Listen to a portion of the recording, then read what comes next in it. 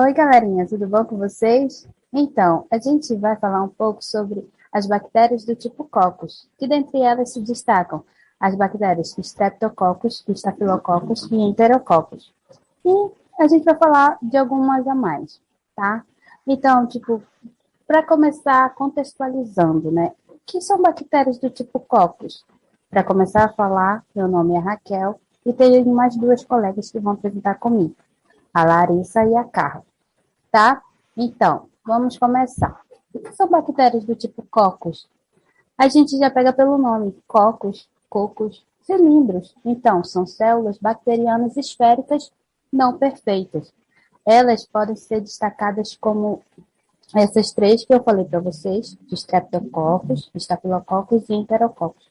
E cada uma delas com suas especificidades, tá? Primeiro, eu vou falar um pouco sobre os Streptococcus, que eles são um gênero de bactérias que elas são caracterizadas justamente por esse formato arredondado e são arranjadas em cadeias. A sua coloração, para se destacar das outras, é violeta ou azul escura, e elas são facilmente visualizadas pelo microscópio e são denominadas gram-positivas, tá bom? Então, aí vem a pergunta: importância clínica desses estreptococcus, Raquel? Tá, vamos falar um pouco sobre as doenças que esses estreptococcus podem causar, como a pneumonia. Esses estreptococcus, eles podem alcançar as vias aéreas. Então, uma espécie de estreptococcus, o pneumoniae, que é o que gera a pneumonia. Essas doenças pneumocócicas são mais frequentes e geradas por essa espécie, e é considerada uma das mais incidentes e graves que acometem o homem. Tá, e vacina? Tem vacina? Tem vacina resistente para esse tipo de doença. E a gente pode destacar, por exemplo, dois tipos de vacina. A vacina pneumocócica 23 valente e a vacina pneumocócica conjugada 7 valente. Elas têm sorotipos que vão para regiões geográficas que atingem definitivamente esses tipos de espécie de estreptococcus. Tá, Raquel, mas só existe esse tipo? Não. Tem os piogênios, que eles acometem doenças mais graves que vão na boca, na garganta, além de estarem presentes também na pele e no trato respiratório. Tem outras que vão para o trato urinário, genital, feminino, podendo causar infecções graves, principalmente em recém-nascidos. O Streptococcus pneumoniae, que eu já falei, e o Viridans, que ele vem a ocasionar a cavidade oral ou a faringe.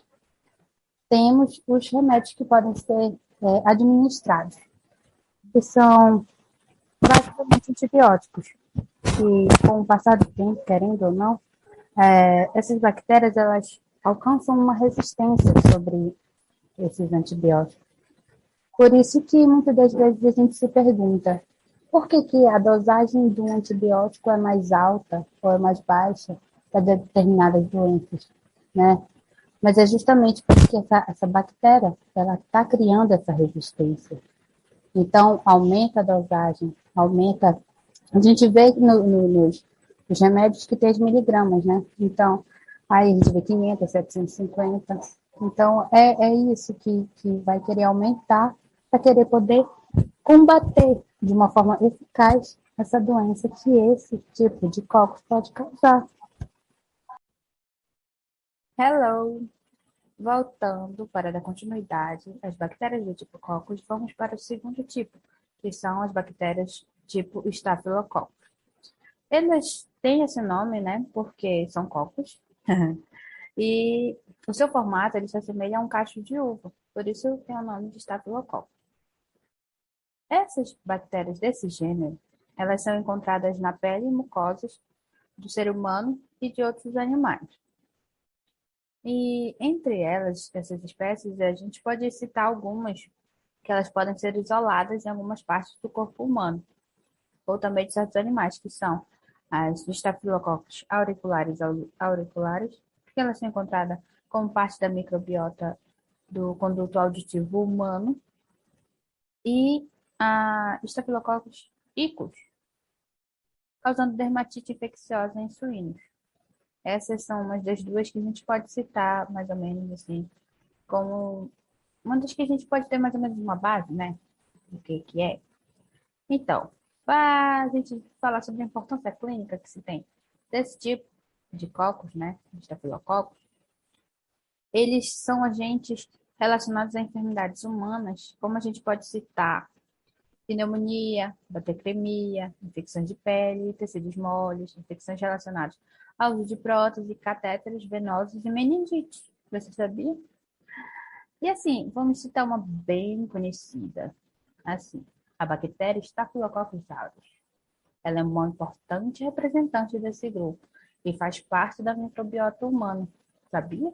Porque, contudo, ela pode provocar doenças graves que vão desde infecção simples, como espinhas e furúnculos, até as mais graves, como pneumonia, meningite, endocardite, síndrome do choque tóxico e septicemia, entre outros. Né, meus caros? É sobre isso. Agora vocês já sabem, né? Ah, eu tô com meningite. Estafilococcus aureus é você? Então, tem também as intoxicações. Nossa, quase não sai. Intoxicações causadas pela ingestão de uma toxina pré-formada em alimentos contaminados com este micro-organismo. Justamente para ser mais frequente, sabia? E essas toxinas são proteínas hidrossolúveis e termorresistentes, ou seja, elas se dissolvem na água, mantendo a sua atividade mesmo após a pasteurização. Mas olha que danadinha! Então, elas criam a sua própria resistência, não é mesmo? A gente sabe que tem uma resistência bacteriana. E com estafilococcus não seria diferente. Resistência à penicilina, antibiótico, né? Então, ela começou a ser descrita poucos anos depois do advento, né? E ela está relacionada à produção de uma enzima predominantemente extracelular, denominada penicilase. Essa enzima, ela é sintetizada pelos estafilococos após a exposição aos beta-lactâmicos, que é o que hidrolisa o anel beta-lactâmico e inativa o antimicrobiano. Tá vendo? Danadinha, querendo ser resistente ao antibiótico. Só que ela também tem uma certa resistência à oxacilina, outro antibiótico. Esse daí já está relacionado à alteração do sítio de ação dos beta-lactâmicos, ou seja, alteração das proteínas ligadoras de penicilina. Gente, eu sei, é muito nome difícil, mas basta saber, elas são resistentes. Que coisa, não? Até as bactérias são resistentes. Hum. Então, vamos dizer que para vocês, três tipos primordiais, principais de estafilococcus. Estafilococcus aureus, que eu já falei para vocês.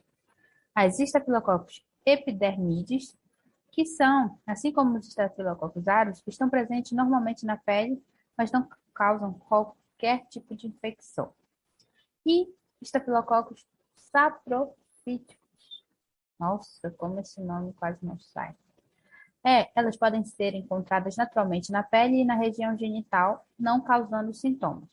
Mas quando há um desequilíbrio da microbiota na região genital, essa danadinha pode causar infecção urinária, principalmente em quem? Mulheres. Então, vamos nos cuidar, não é mesmo? Agora, falando sobre enterococos. Vai, Carla. E aí, pessoas, tudo bom com vocês? Espero que vocês estejam muito bem. Eu me chamo Carla Tássila e eu vou falar para vocês sobre os enterococos. Então, eles pertencem à família Enterococcaceae, são gram-positivos também, assim como os outros gêneros que a gente já viu aqui, e fazem parte da microbiota humana, então eles vão estar presentes em nós, tá? Podem estar tanto no nosso trato gastrointestinal quanto no trato geniturinário. E essas bactérias, elas são oportunistas. E o que é isso? Bom, elas podem vir a te causar danos, mas em alguns casos específicos. Se você for uma pessoa que tem uma imunidade baixa, se você estiver no grupo de risco ou seu corpo não estiver bem, não for saudável, ela pode sim vir a causar algum dano. Pode ser uma infecção urinária, infecções na corrente sanguínea, nossa, dicção ótima, desculpem. Endocardite ou endometriose, enfim. E tem outros sintomas também, outras coisas que elas podem nos causar. Mas eu só vou citar esses mesmos. E como vocês viram, elas podem causar danos em diversas partes do nosso corpo. E aí a gente entra no outro assunto. E é um agravante, porque essas bactérias, elas são resistentes. E o que isso significa? Significa que elas são resistentes a antibióticos.